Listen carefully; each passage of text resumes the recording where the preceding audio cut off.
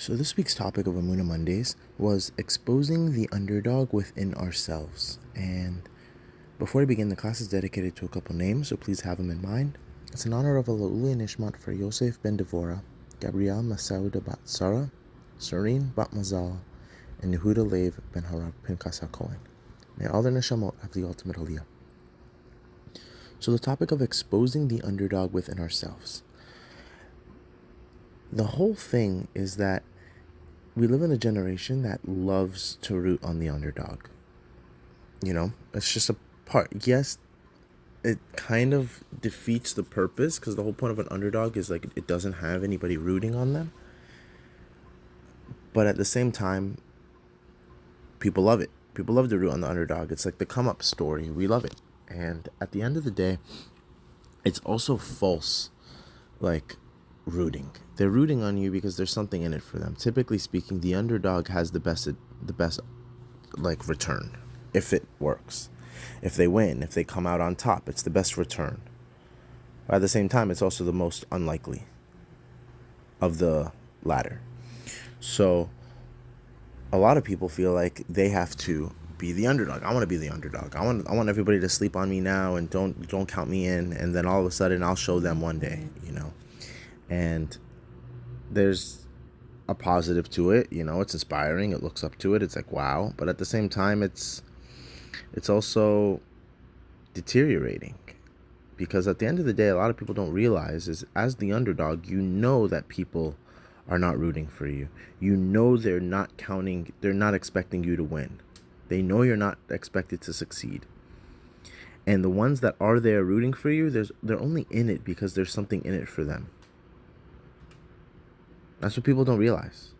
So don't ever pray to be the underdog. Don't ever have that underdog mentality of, oh, I want the come up story. I want this and that because I know all these people. I know that Jeff Bezos, created Amazon and he was flipping burgers at 30 years old. I know that Elon Musk was sleeping in a garage. So I'm going to grind and it's okay. I'm young and this. That's their story. That's not your story. That's not necessarily how you need to go about it just because you want to reach that point.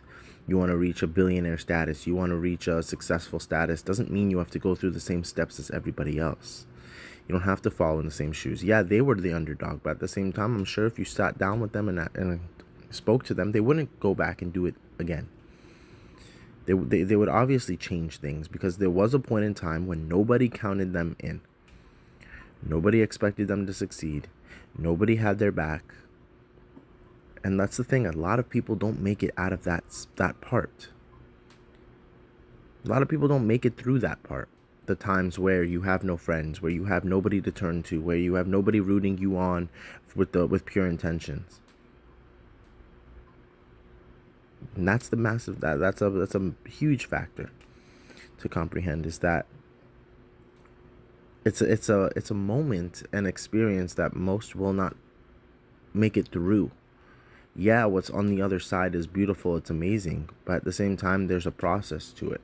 So why wish and pray for a process that's just extreme? It's an extreme process. Hashem is not limited to anything. Hashem can make you a millionaire tomorrow. There's no reason. Hashem has no reason not to make you a millionaire tomorrow, unless you give him one.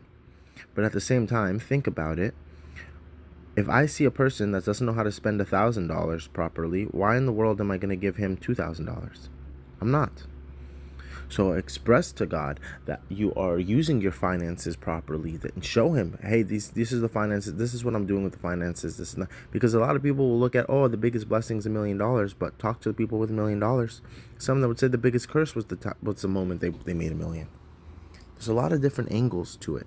And again, Hashem sees the whole picture. Hashem sees the angle that you're aiming for.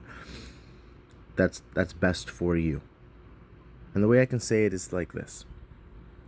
It's that in life, when things are getting tough, we live in this time where people typically will zoom into that moment. I need to give it more focus to get over this hurdle. I need to focus more on it. I need to dive more in it. I need to work extra hard during these times because I'm tight on finances, let's say. When it's completely opposite. It's opposite. How does God operate? Hashem operates with the mindset of and the vision of zooming out. We like to zoom in. So we're completely twisted in that angle, which is why we have such a disconnect to Hashem. It's not because he's not there, because we're not grasping the concept of how Hashem operates. When things are tough and you're having a rough patch in your life, you should not zoom in to that. You shouldn't give it more attention than needed. There's no need for that. Rather, zoom out. That's exactly what Hashem does. Hashem's not zooming in. Zooming in would, give everybody $1 million and everybody will be successful and it'll help everybody in the right moment, right now. But God sees what is that going to affect you in 5 years from now, in 10 years from now, in 100 years from now? What's the effect long term? We have all this short-term mentality. Everybody wants short-term finances, short-term money, short-term relationships. What happened to long-term? There's a beauty in long-term. A massive beauty. It's the fact that it grows. Look at a child. They're short-term. They're very young, making mistakes. But long-term, it's like, no, you have children for the long-term fact. They're going to cater to society. They're going to give to society. They're going to make the world a better place. When they're young, okay, they're young. They're just there. They're reaping off the rewards, off of others' rewards. That's children. They're living off of the success of the parent. They're motivated off of this. They have a roof over their head because of that. They're not putting anything up. But at the same time, they're children. It's the long-term investment. And Hashem has a long-term investment in us as humans. He sees the future. He sees what we have, what the odds and the capabilities are for us. We don't. We see what's right now. I'm struggling right now. I need this right now. I need to apply for this job right now. I need to get married right now. I need to have kids right now. Not everything's right now. We operate like that because we don't know how much time we have in this planet. We can, God forbid, somebody can not wake up tomorrow. So it's like, I want to accomplish everything right now. But there's also a beauty in trusting and having emunah that you will wake up tomorrow. I'm putting my best foot forward today in hopes that Hashem will see the effort that I'm putting in, and I'll get another day tomorrow because I'm going to make it even better tomorrow.